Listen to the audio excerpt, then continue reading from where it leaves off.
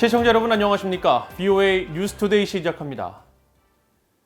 미국 대통령 선거를 사흘 앞두고 승자를 결정지을 경합주에서 도널드 트럼프, 조 바이든 두 후보가 대접전을 펼치고 있습니다. 바이든 전 부통령은 전국 지지율에서 여전히 트럼프 대통령을 앞서고 있지만 여론조사 결과들을 보면 플로리다주 등 6개 주요 경합주의 막판 판세는 안개 속 초박빙 상황입니다. 첫 소식 이조은 기자가 보도합니다. 대선을 사흘 앞둔 30일 미국 선거 예측 사이트인 538이 집계한 전국 평균에서 조 바이든 전 부통령은 52%의 지지율로 도널드 트럼프 대통령을 8.9%포인트 차로 앞섰습니다. 미국 정치 분석 매체 리얼 클리어 폴리틱스가 각종 여론조사를 취합한 결과에서도 조 바이든 전 부통령의 전국 평균 지지율은 51.3%로 43.5%인 트럼프 대통령을 7.8%포인트 차로 앞서고 있습니다. 그러나 대선 승리의 풍향계 역할을 하는 주 6개 경합주에서 두 후보의 지지율은 말 그대로 엎치락 뒤치락, 초박빙 혼전 양상입니다. 리얼 클리어 폴리틱스에 따르면 30일 현재 트럼프 대통령은 주요 6개 경합주에서 바이든 전 부통령과의 격차를 평균 3.2%포인트 차까지 좁혔습니다. 특히 선거인단이 29명에 달해 최대 승부처로 꼽히는 플로리다주에서는 뒤쫓던 트럼프 대통령이 3일 전 역전에 성공하더니 다시 바이든 전 부통령이 상황을 뒤집은 결과로 나왔습니다. 리얼 클리어 폴리틱스에 따르면 플로리다주에서 바이든 전 부통령의 지지율은 이날 현재 48.4%로 47.2%인 트럼프 대통령을 오차 범위 내 1.2%포인트 차로 앞서고 있습니다. 플로리다주 다음으로 많은 선거인단 20명이 걸린 펜실베니아주에서도 바이든 전 부통령은 49.5%의 지지율로 45.9%인 트럼프 대통령을 3.6%포인트 차로 역시 오차 범위 내로 앞섰습니다. 두 후보는 이들 격전지에서 총력전을 벌이면서 지지를 호소하고 있습니다. Right here in Florida, it's up to you. You hold the key. If Florida goes blue, it's over. It's over. And Joe Biden's plan is to deliver punishing lockdowns. He's going to lock you down. 각종 여론조사 추이를 보면 플로리다주와 펜실베니아 외에도 애리조나주와 노스캐롤라이나주 등 4개 경합주도 접점 양상으로 바이든 후보가 근소한 차이로 앞서고 있지만 오차 범위 내 우위로 결과를 예측하기가 힘듭니다. 대선 막판 공화당 강세 지역인 조지아주에서 바이든 후보가 트럼프 후보를 역전해 주목되지만 역시 1%포인트 차에 불과합니다. 이런 가운데 4년 전 트럼프 대통령의 핵심 경합주 승리를 예측했던 트라팔갈르 그룹은 바이든 후보가 안정적 우위 결과를 내고 있는 위스콘신주에서 두 후보 지지율이 같고 미시간주는 오히려 트럼프 대통령이 2%포인트 차로 앞서고 있다면서 이번에도 트럼프 대통령의 승리를 점치고 있습니다.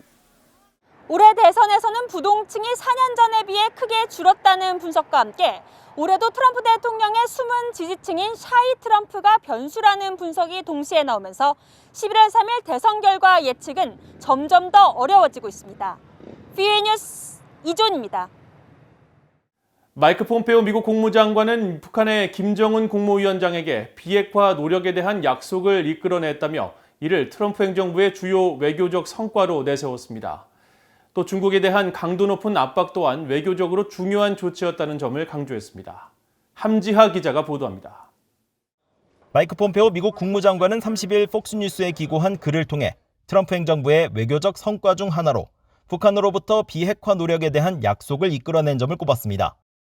폼페오 장관은 트럼프 행정부가 과거 행정부들의 실수를 바로잡기 위한 노력을 했다며 미국은 새로운 전쟁에 휘말리지 않았다고 강조했습니다.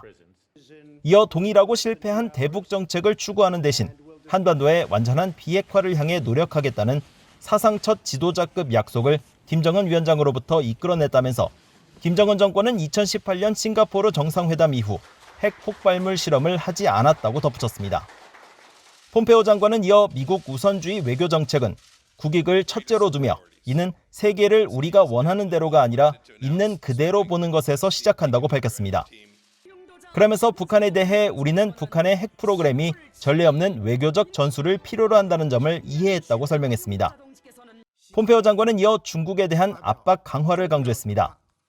미국은 중국 공산당이 미국의 경제력을 약화시키고 세계적으로 미국의 힘과 영향력을 대체하려고 노력하는 걸 분명히 목격했다면서 중국 공산당의 지적재산권 절도 행위와 약탈적인 무역 관행의 책임을 묻고 남중국해 항행의 자유를 강화했으며 중국의 간첩들을 미국에서 추방시켰다고 말했습니다. 데이비드 스틸웰 국무부 동아태 담당 차관보도 이날 후보 연구소가 주최한 온라인 세미나에서 중국 공산당의 행태를 강도 높게 비판하며 국제사회 연합을 촉구했습니다. First, influence and interference operations are fundamental to how the Chinese Communist Party engages with the world, and that's with all of us. We might prefer to think of China as simply a trade partner or the home of great civilization, but the CCP today has taken an adversarial stance toward its neighbors. 스틸웰 차관보는 이어 중국의 목표는 안정이나 법을 준수하는 국가들의 주권을 존중하는 게 아니라고 강조했습니다. 그러면서 중국의 전략은 공격적이고 방해적이라며 우리의 민주적 정치 원칙을 배척할 뿐 아니라 오히려 취약점으로 보고 있다고 지적했습니다. VOA 뉴스 함자입니다. 올해 초 아프리카 소말리아에서 벌어진 테러 단체 공격 과정에서 북한이 제조한 박격포탄이 사용된 정황이 발견됐다고 유엔 안보리 산하 전문가 패널이 밝혔습니다. 유엔 안보리 산하 소말리아 제재위원회 전문가 패널은 지난 9월에 작성해 30일 공개된 보고서를 통해 지난 2월 17일 이슬람 테러 조직 알카에다와 연계된 소말리아 테러 단체 알샤바브가 소말리아 수도 모가디슈 국제공항을 테러 공격한 현장에서 불발된 박격포탄 2발이 발견됐으며 이 중 하나가 북한이 제조한 것으로 확인됐다고 밝혔습니다. 보고서는 또 알샤바브가 공격 당시 6번의 박격포탄 공격을 가했으며 이 중 불발된 박격포탄 꼬리 부분의 흔적을 확인한 결과 각각 북한과 유고슬라비아가 제조한 박격포탄으로 파악됐다고 밝혀 소말리아 테러 조직과 북한과의 불법 무기 거래 가능성을 시사했습니다. 유엔 안보리 소말리아 제재위원회는 앞서 지난 2017년 보고서에서도 북한이 제작한 73식 기관총이 소말리아 북동부 지역 해상에서 발견됐고 북한이 이란에 수출한 것이라고 지적했으며 유엔 안보리 대북제재위 전문가 패널도 지난 4월 연례 최종 보고서에서 북한이 아시아와 중동, 아프리카의 다수 국가들과 불법 무기 거래에 나선 정황이 있다고 제재 위반 사례를 적시한 바 있습니다. 북한 문제 해결의 성공 확률을 높이기 위해서는 실용적인 접근 방식을 취하는 동시에 분명한 원칙을 고수해야 한다고 매들린 올브라이트 전 미국 국무장관이 밝혔습니다.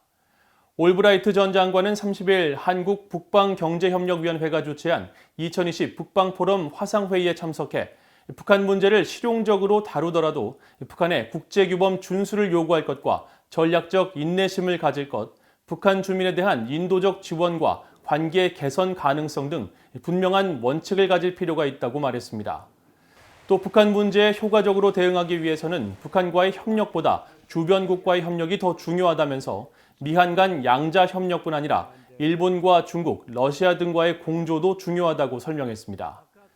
올브라이트 장관은 또 미한 양국이 민주주의의 가치 등을 공유하는 동맹이라는 점을 강조하면서 외교와 안보 문제와 함께 경제적 번영에 있어 양국 간 협력이 지속적으로 유지되는 것이 반드시 필요하다고 강조했습니다.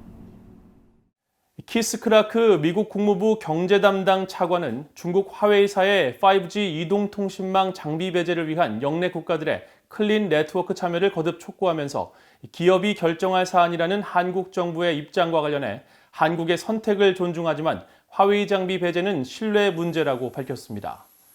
베트남 하노이를 방문한 크라크 차관은 30일 인도태평양 비즈니스 포럼의 성과를 주제로 연 전화 기자회견에서 관련 내용을 묻는 VOA의 질문에 우리는 한국의 결정을 존중할 것이지만 화웨이 배제 여부는 결국 신뢰가 걸린 문제라고 강조하고 더 많은 기업과 국가들이 소중한 개인 또는 고객 정보와 지적 재산권을 누구에게 맡길 것인가에 대해 의문을 제기하기 시작했다고 밝혔습니다. 크라크 차관은 이어 결국 중국 공산당이나 인민해방군의 손에 귀중한 정보가 들어갈 것이라며 계속 화웨이 5G 장비를 사용한다면 심각한 타격을 겪을 것이라고 경고했습니다.